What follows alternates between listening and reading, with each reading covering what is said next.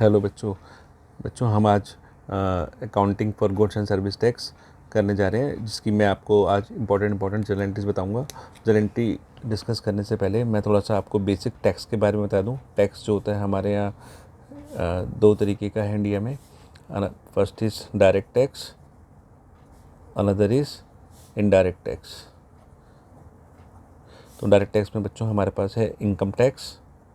Income tax जो एक person अपनी इनकम अर्न करता है, चाहे वो बिजनेसमैन हो, प्रॉफिट कमाता है, सैलरीड एम्प्लॉई सैलरी वगैरह पे करता है, तो उसको एक अपनी इनकम पे डायरेक्ट टैक्स जा कर के पे करना होता है गवर्नमेंट को। तो जैसे बिजनेसमैन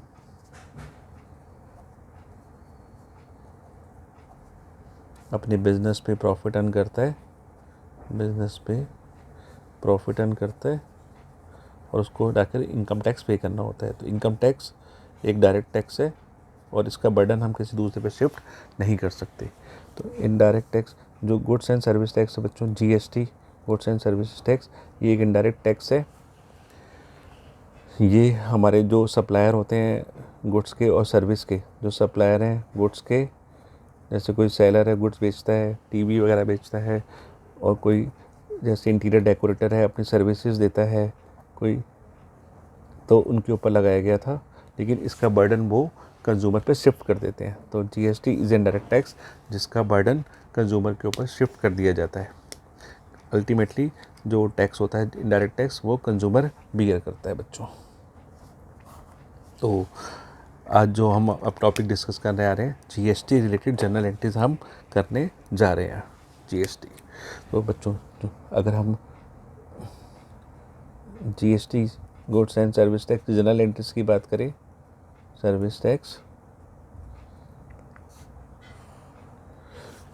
तो इसमें हमें ध्यान रखना है हमेशा गुड्स एंड सर्विस टैक्स में कि जब भी हम कोई गुड्स परचेज़ करते हैं,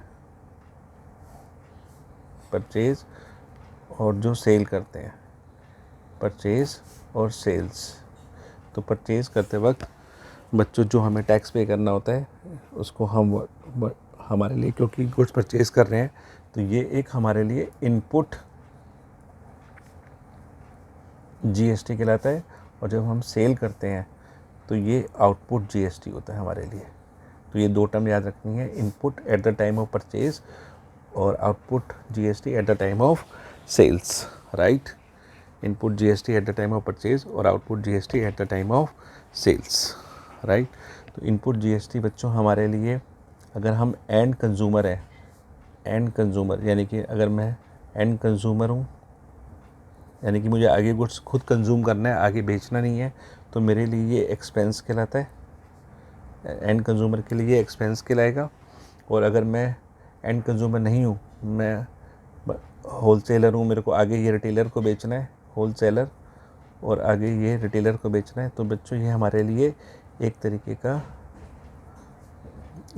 एसेट्स है। इनपुट जीएसटी हमारे लिए तब ये एक एसेट्स बन जाएगा, इनपुट जीएसटी, क्योंकि इसका हमें बाद में गवर्नमेंट से रिफ़ंड मिल जाता है।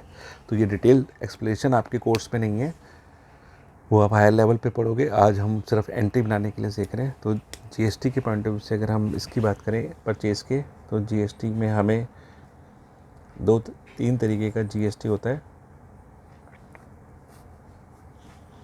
Input CGST,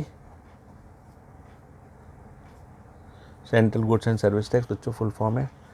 input SGST, input SGST state goods and service tax, और इनपुट आईजीएसटी, इनपुट आईजीएसटी। तो ये ड्यूल सिस्टम पे टैक्स बनाया गया है। थोड़ा सा मैं central goods and service tax, state goods and service tax और integrated goods and service tax के बारे में बता दूं। सीजीएसटी सेंट्रल गुड्स एंड, यानी कि ये हमारी मोदी सरकार के पास जाएगा जो भी हम, और ये ड्यूल सिस्टम पे है। और ये स्टेट एसजीएसटी अगर मैं दिल्ली में हूँ तो ये हमारी केजरीवाल सरकार के पास जाएगा, यानी कि ये दोनों का ड्यूल सिस्टम है। और इसका जो रेट होता है बच्चों, अगर मान लो रैंडम बेसिस पे अगर हम लें, अगर ये 9% है, ये 9% है, तो इन दोनों का कंबाइंड मिलाकर आईजीएसटी बनेगा।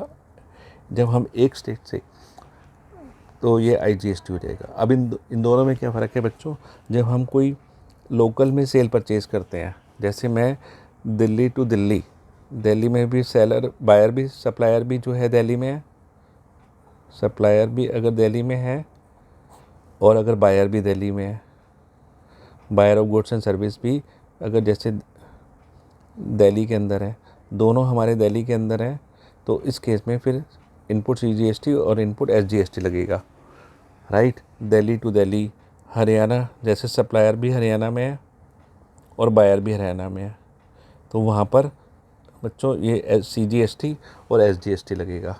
लेकिन अगर आपका जो बायर और सप्लायर दोनों डिफरेंट स्टेट्स के अंदर हैं, बायर है मान लो दिल्ली में या सेलर दिल्ली में, सप्लायर ऑफ गुड्स और सर्विस, और बायर बच्चों हरियाणा में है, हरियाणा में या यूपी के अंदर, तो दिल्ली से जब हरियाणा में जाएगा तो बच्चों IGST लगेगा। तो integrated goods and service tax जो डबल होता है, इसका रेट CGST और SGST के बराबर। ऐसे ही बच्चों आउटपुट GST जो होता है, ये भी हमारा 3 तरीके का हम डिस्कस करते हैं। आउटपुट CGST जो सप्लायर चार्ज करता है, आउटपुट CGST और आउटपुट SGST और आउटपुट IGST। फुल फॉर्म है बच्चों, जब हम सेल करते हैं तो हम जो एज ए सप्लायर हम बायर से जो GST चार्ज करेंगे, that will be liability for us, हमारे लिए लायबिलिटी होगी, हमें बायर से लेके गवर्नमेंट को जमा करानी होती है, तो इट इज़ ए लायबिलिटी। अब और जो है हमें अब देखना है कि आउटपुट CGST क्या होता है। जब हम लोकल में कुछ सेल करते हैं, लोकल में सेल करेंगे तो सप्लायर जो है अपनी बुक में जब एंट्री पास करेगा तो वो CGST और SGST लगेगा। लोकल मतलब दिल्ली टू दिल्ली, जैसे दिल्ली टू दिल्ली। और अगर हम डिफरेंट स्टेट्स में जाते हैं, सेलर और बायर डिफरेंट स्टेट्स में है, सेलर है मान लो दिल्ली के अंदर और बायर है, ये हो गया सप्लायर दिल्ली के अंदर, और बायर जो है बच्चों हमारा हरियाणा में, जैसे हरियाणा, तो यहाँ पे जो लगेगा वो आउटपुट IGST लगेगा। और इसका रेट वही जैसे मैंने बताया था, आउटपुट IGST डबल होता है जो CGST और SGST का रेट होता है, राइट। तो इस तरीके से ये बेसिक पार्ट हो गया बच्चों। अब हम एंट्री बनाते हैं। एंट्री बनाते वक्त हम देखते हैं कि क्या क्या जल एंट्री पास करेंगे। जैसे हम मान लो गुड परचेज करते हैं फॉर परचेज ऑफ गुड्स, तो बायर के लिए जैसे मैंने बताया एक तरीके से, जब बायर परचेज़ करेगा तो वो जो टैक्स पे करेगा तो उसके लिए एक एक्सपेंस है एंड कंज्यूमर के लिए। और अगर वो आगे उसको फर्दर बेचना है, होलसेलर है, मैन्युफैक्चरर से लेके रिटेलर को देना है, तो उसके लिए ये एक एसेट्स होती है। तो जब परचेज़ की एंट्री करते हैं नॉर्मल, तो परचेज़ अकाउंट डेबिट हम करते हैं हमेशा, लेकिन अब GST भी आ गया है तो GST भी यहाँ पर डेबिट होगा। लोकल वाला होगा तो input CGST central goods and service tax account debit, input SGST account debit, input CGST account debit, input SGST account debit. To अगर हम कैश में लेते हैं तो टू कैश अकाउंट, अगर चेक से पेमेंट करते हैं तो टू बैंक अकाउंट, और बच्चों अगर हम क्रेडिट पे लेते हैं तो creditors account, to supplier account यानी कि क्रेडिटर्स। ये तो हो गया जब हम लोकल में सेल परचेज़ करते हैं। इंट्रा स्टेट परचेज़ भी बोलते हैं बच्चों इसको, इंट्रा स्टेट परचेज़। और जब हम एक दूसरी स्टेट से ख़रीदते हैं, अनदर स्टेट, यानी कि इंटर स्टेट परचेज़। जैसे अगर मैं कोई सामान मैं दिल्ली में हूँ, सप्लायर बायर जो है दिल्ली में है और जो सप्लायर है वो है बाहर महाराष्ट्र में, यूपी में, तो IGST लगेगा बच्चों। तो purchase account debit, purchase account debit, input IGST account debit. ये मैंने आपको पहले बताया था, परचेज़ करते वक्त हम IGST और CGST वर्ड यूज़ करते हैं। टू सेम कैश अकाउंट, अगर कैश पे करते हैं, चेक देते हैं तो बैंक अकाउंट, और उधार लेते हैं तो बच्चों सप्लायर्स अकाउंट। ठीक है, तो इनपुट CGST, इनपुट SGST हमेशा डेबिट होता है और इनपुट IGST भी। अब हम सेल की बात करते हैं।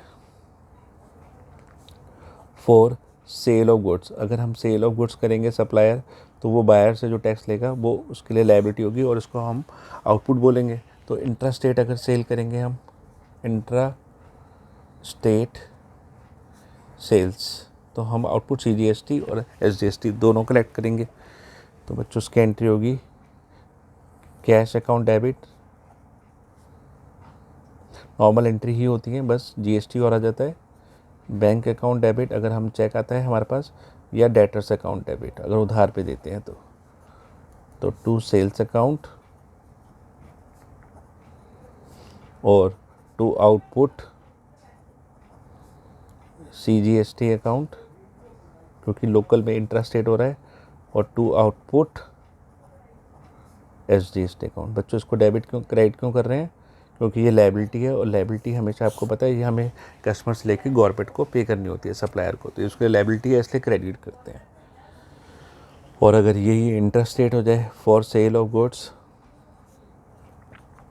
सेल ऑफ गुड्स, अगर वो इंटरेस्ट रेट सेल करता है एक स्टेट से दूसरे स्टेट पे, यानी कि बायर और सेलर डिफरेंट स्टेट में, Delhi to Haryana, Delhi to Punjab, interest rate sales, तो फिर ये आउटपुट IGST वर्ड यूज़ करेंगे बच्चों। तो कैश अकाउंट डेबिट या बैंक अकाउंट अगर चेक आता है, या डेटर्स अकाउंट उधार पे अगर है, तो टू सेल्स अकाउंट और टू आउटपुट IGST अकाउंट। तो बच्चों ये बेसिक एंट्रियाँ थी। इनपुट CGST और इनपुट SGST डेबिट होता है, और इनपुट IGST भी, और आउटपुट CGST, आउटपुट SGST और आउटपुट IGST, CGST, SGST और IGST ये हमारे लायबिलिटीज़ हैं, तो ये क्रेडिट होती हैं। तो बच्चों कुछ केसेस में हमें ये कुछ रिवर्स एंट्री भी पास करनी पड़ती हैं, तो इनपुट CGST और इनपुट SGST ये हमारा रिवर्स हो जाएगा, यानी कि क्रेडिट हो जाएगा। तो वो कौन कौन से केस है? जैसे अगर बच्चों गुड्स रिटर्न होते हैं, परचेज रिटर्न, जैसे ही परचेज रिटर्न होता है तो फिर हमें ध्यान रखना होता है ये एंट्रियाँ रिवर्स हो जाती हैं। अगर हमने कुछ गुड्स खरीदे और वो वापस कर दिए तो to purchase for purchase return. ठीक है, तो एंट्री क्या होगी बच्चों? तो हम वापस करेंगे, तो क्रेडिटर्स या suppliers account debit to purchase return account, और जो भी बच्चों हमने GST लगाया होगा क्योंकि कुछ वापस कर रहे हैं तो वो अब हमें उसका रिफ़ंड नहीं मिलेगा, तो वो कैंसिल हो जाएगा, तो वो क्रेडिट हो जाएगा। तो इनपुट CGST अकाउंट और टू इनपुट SGST अकाउंट, और अगर इंटरेस्ट रेट था तो इनपुट IGST अकाउंट, राइट। और ऐसे ही बच्चों अगर कस्टमर हमें गुड्स वापस कर देता है तो for sales return, for sales return, तो जब हमारा आउटपुट CGST और आउटपुट SGST और आउटपुट SGST था तो वो भी कैंसिल हो जाएगा। तो सेल्स रिटर्न में बच्चों एंट्री क्या बनेगी? Sales return account debit, sales return account debit, output CGST account debit, ये कैंसिलेशन एंट्री है, तो बच्चों इसमें ये दोनों हमारे डेबिट हो जाएंगे। आउटपुट SGST अकाउंट डेबिट, और अगर इंटरस्टेट हमने किया था सेल वो वापस आ रहा है तो output IGST account debit to debtors account.